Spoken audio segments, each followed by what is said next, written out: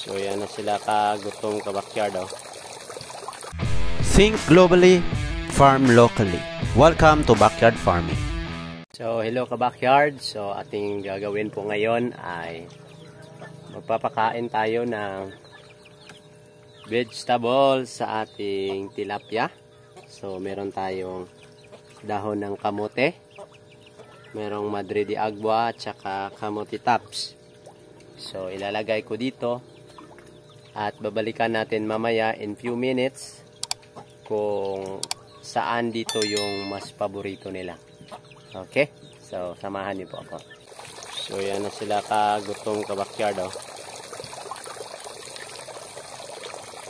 Gutom na, gusto nang kumain oh.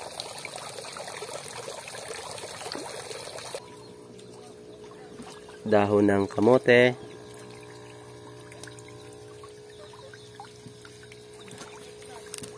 madre de agua,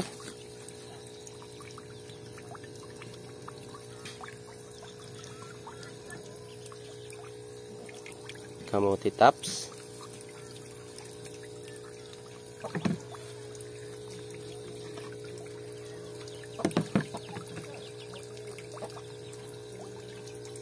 so yan, balikan natin yan mamaya backyard kung alin sa kanila yung mauubos o mauunang kainin. So that's it. A few moments later. So ito na po nangyari ka backyard after few minutes. Ito yung kamuting dahon ng kamote. So parang paubos na no. Yung kamote tops natin. Ito na. Ayan na, gutay-gutay na. Itong madre de agua meron lang konti pero yung ano gutay-gutay na oh. So in short, mas gusto nila itong kamuting dahon saka kamuti tops. Hindi sila gaanong kumakain ng madre de agua. So dyan na lang yan. Bukas maglilinis na naman para bago na naman yung water.